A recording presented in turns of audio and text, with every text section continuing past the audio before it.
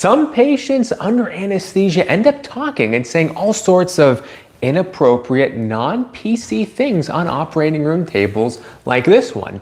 Other patients are just anxious when they come in the room, kind of like, not too sure what to expect, a little bit more introspective. And then there's some Jedi, zen-like patients who don't say anything at all.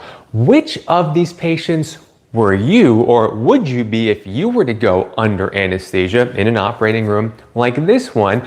I'll share ways that you might be able to predict. I'm Dr. Anthony Kaveh, a Stanford and Harvard-trained anesthesiologist, and many things happen to your brain under anesthesia, which is really a medical coma, that influence whether you're speaking or blurting things out, or if you're really calm and able to actually set up your healing, both psychologically and physically, for after your surgery. And it comes on a spectrum of the really calm, relaxed patients versus those that have a lot of either anxiety, maybe past drug use, especially alcohol, or past depression, panic attack history, medical PTSD.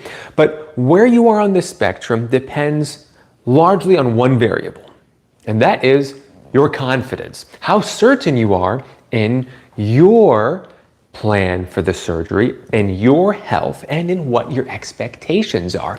Certainty and confidence encompass all of these. So the more certain patients are, more certain in who their doctors are, what the surgery is going to do to their body, how they're going to recover in the weeks after, more certain in something as simple even as where they're going to pick up their prescription for pain medications after. These all help preserve your executive function. That's the frontal lobe of your brain. That's the part of your brain that would stop you from blurting out horribly, sometimes racist, embarrassing things that patients do in the operating room. To be clear, your doctors totally understand what's going on, and we don't hold it against patients. At least I have never seen this happen, despite thousands and thousands of surgeries. So I would not want patients to be concerned, but you should still know what are the things that erode at your executive function, because we all know people that have blurted out inappropriate things even without anesthesia on board. Why is that?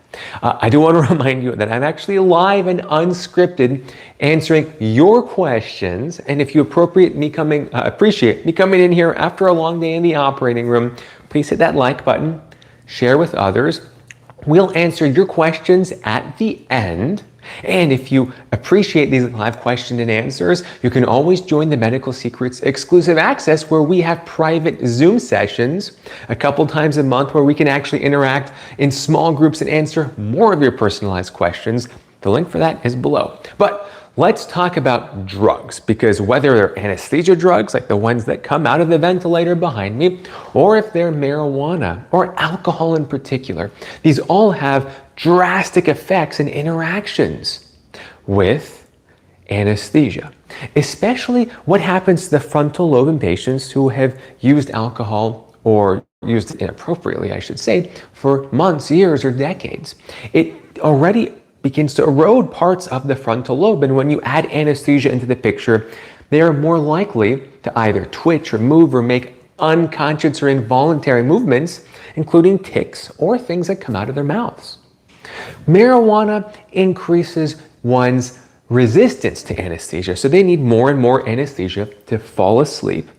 But the curious thing is that as they are falling asleep, they have a longer time in a disinhibited state, in which they may say things they ordinarily would not say. Now you might say, well, what about patients that have red hair? They also have a higher resistance to anesthesia. Well, they do in some cases. It's a pretty small, relatively negligible resistance to anesthesia. But anxiety, which absolutely can increase your anesthesia requirements, can also increase the time it takes to fall asleep or to come to a sufficient depth of anesthesia. And that is where there's this room for inappropriate things to be said as you're going from your normal state of consciousness to your falling asleep, whether it's deep sedation, general anesthesia, wherever it might be. It is that gap where embarrassing things are said, when your frontal lobe is disinhibited. Now, you need to remember that when we begin to blurt things out under anesthesia, the brain is trying to do something as a defense mechanism. And this happens even outside the operating room. And you can think of your friends who have said inappropriate things. Why are they saying things that they ordinarily would not say or are not appropriate to say in public? This isn't the answer for all of those, but it often comes from a brain that is in somewhat survival mode, trying to confabulate. Confabulation means making stuff up. Making things up because it doesn't have certainty in the situation. So what I said at the beginning, which is most patients who come in the operating room are uncertain of what's going to happen to their body. Like Void Start said, making crap up. Yes, our brains make up absolutely nonsensical stories to fill the void of uncertainty. I'm not saying these are bad people or dumb people, but when the brain is uncertain, it will create cognitive distortions. We call these all or nothing thinking in some cases, prophesizing or fortune telling, or mind reading. You can look these up online. There's a couple canonical cognitive distortions that the brain does when it doesn't have information. In the operating room, the lack of certainty that pushes us into survival mode, which I define for patients as a lack of control plus a threat equals survival mode. When they're trying to fill the gap of uncertainty, maybe they feel comfortable by just trying to make jokes.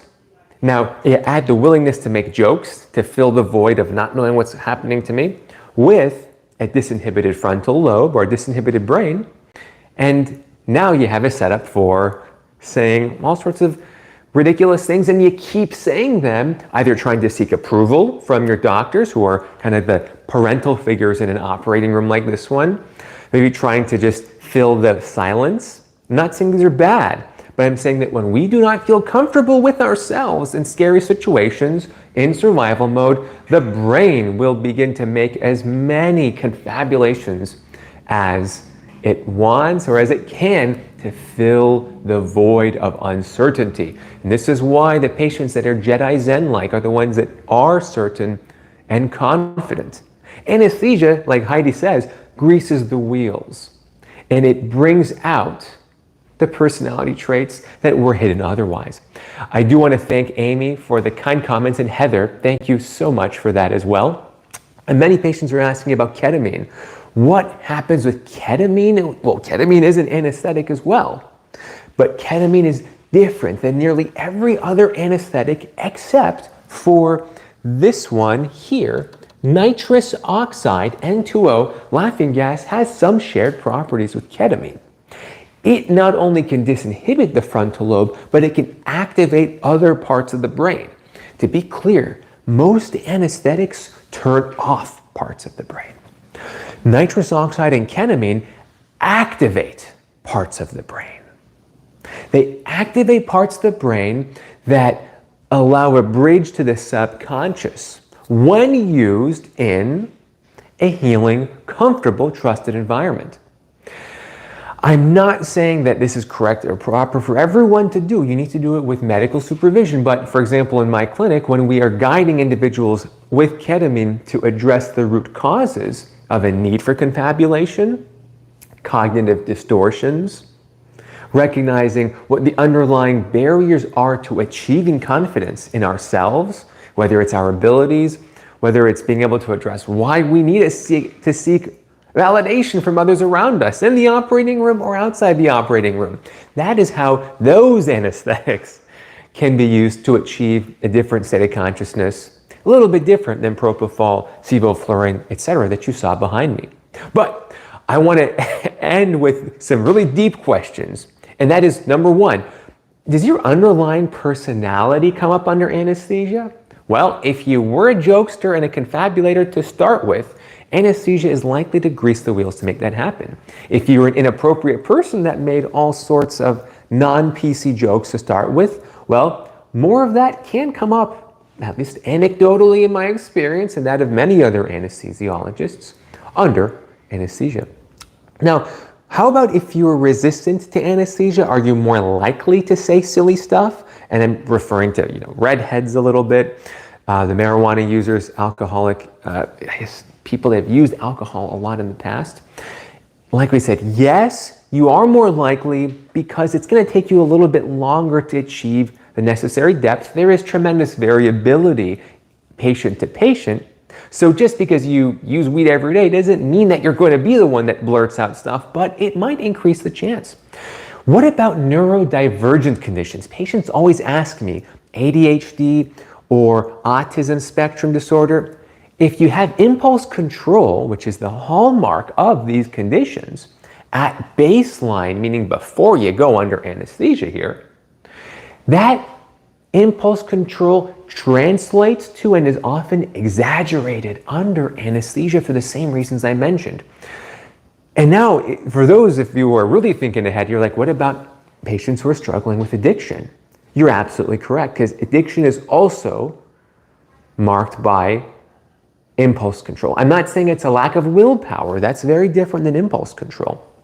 But the same impulse control that underlies addiction, no matter if it's Amazon, gambling, whatever, is also shared oftentimes by anxiety and depression.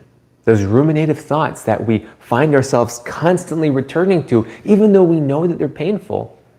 That is a form of addiction in some patients in some ways. And those patients also, not by accident, appear to have an increased resistance to some forms of anesthesia. I'm not saying you're not going to fall asleep, but I'm saying that the longer it takes you to reach that state of deep anesthesia, the more time there is to blurt things out. And all of these conditions share a common thread. Not only that you might blurt out things, but that you also have a tremendous impact and potential over what happens to your body in the operating room. And that is what I want you all to remember. You have incredible power over your health. It is probably far more than you have ever been told.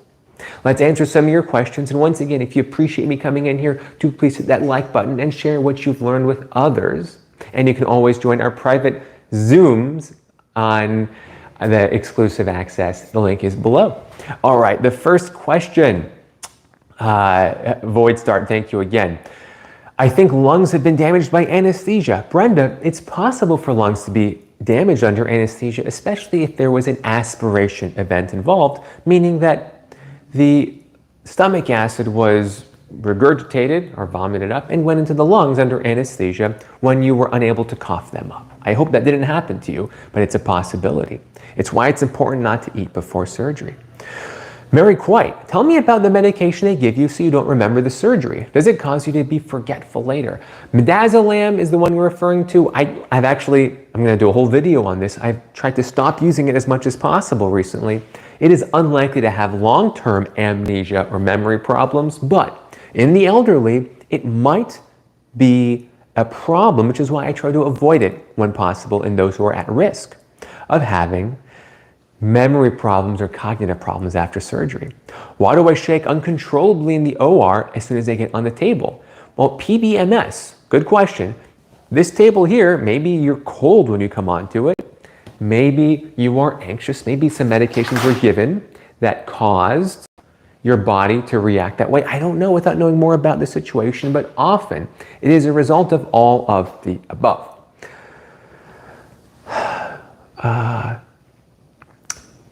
They had to get an air helicopter out. Sorry, Jody, about that. Tori, I'm scheduled for a 5-hour surgery with general anesthesia in January. Is that long for a 59-year-old? Well, Tori, I'm wishing you the best for your surgery. It is not too long per se, but not knowing more about you, I can't comment, but it's very common for many types of surgery to go over a couple of hours, even in that 5-hour range. Do share your concerns with your doctors. I'm wishing you the best, Tori, and I hope everyone here sends you positive healing vibes as well. People who take pregabalin, do they do well under anesthesia? Oftentimes they do. Very good question. I am young. Would you think I should consider an anesthesiologist or nurse anesthetist? Jeremy Yates, very good question. It depends on whether you want to be a doctor or a nurse. That's the first divergence there. Very difficult to answer without knowing more about you, but You should know that the time it takes to reach each of those steps does differ. And I might be a little bit biased. I like my job as an anesthesiologist, but the route of medical school is a challenging one. The route of nursing school is a challenging one. It depends on which challenges appeal more to you. Very good question. I'm wishing you the best no matter which route. What is memory anesthesia? It's very rare. It depends on the type of anesthesia and the type of surgery. Wildfire asks, I have problems with hypoxemia. Would that put me at risk in the OR? Well, Wildfire, it depends on the source of the hypoxemia. Is it from sleep apnea, from interstitial lung disease? Do you smoke cigarettes? You don't have to answer these questions, but it depends on what the underlying cause is, because anesthesia does make many of those worse, which is why we have a ventilator here, like you saw, and we have to manipulate all sorts of numbers for your vitals and how we deliver oxygen to your body through that breathing tube when you're under anesthesia. Very good question. Wonderful life outdoors. Thank you for the kind comments. And great questions. What do they use for taking teeth out? Demi, well, depends on depends on where you are in the United States. Usually it's a combination of local and IV sedation. Very good question. Sometimes I feel a bit lightheaded, asks Finola. I don't know why. I can't answer that question over YouTube Live. I'm sorry, Finola. Vic, hello back from the San Francisco Bay Area. How does local anesthesia work for small procedures? It works by numbing up the area where the surgery is happening to effectively do the surgery without the need for intravenous or systemic whole body anesthesia. Works in many cases, especially with nerve blocks, where we can numb up whole parts of your body, especially arms or legs or trunk areas, or even parts of your face. What do they use for wisdom teeth? Usually a combination of midazolam and fentanyl, Demi. Good question.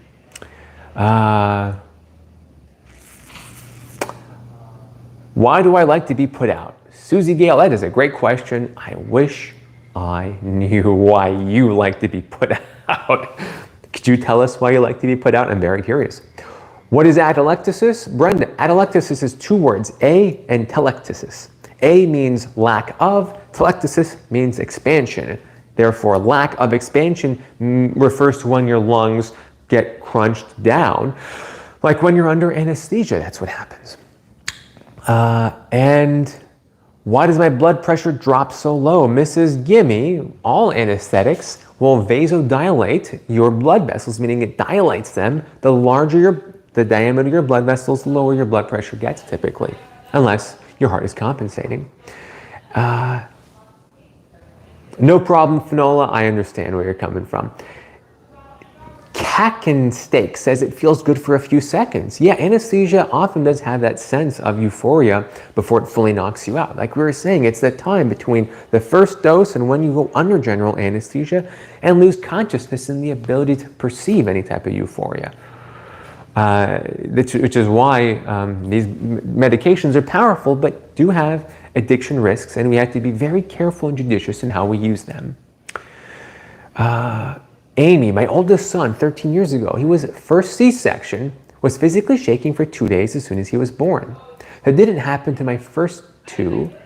To your subsequent children. Why do babies shake after cesarean section? Amy, I don't know specifically why in that case. One does wonder how much of a traumatic experience is being played out. Neurogenic tremors are certainly a real phenomena observed across many different mammals, including human beings in the operating room.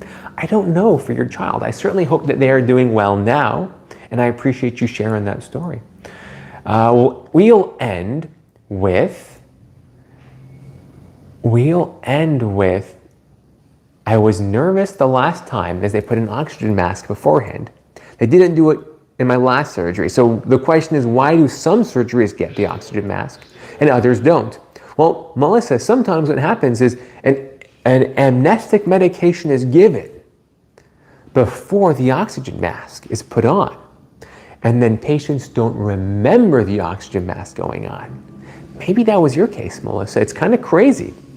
how things can be happening and you can even be participating in them but not have any memory of it in the future based on when the medication was given. The timing and the sequence can completely alter how you reflect back on that experience. I hope that you had a healing surgery and that your recovery was uneventful. In the meantime, thank you everyone for asking your fantastic questions, and I hope that you all remember how much power you have over your health. If you could hit that like button to support what I do, I'd appreciate it very much. I hope to see many of you on our next private Zoom. Until next time.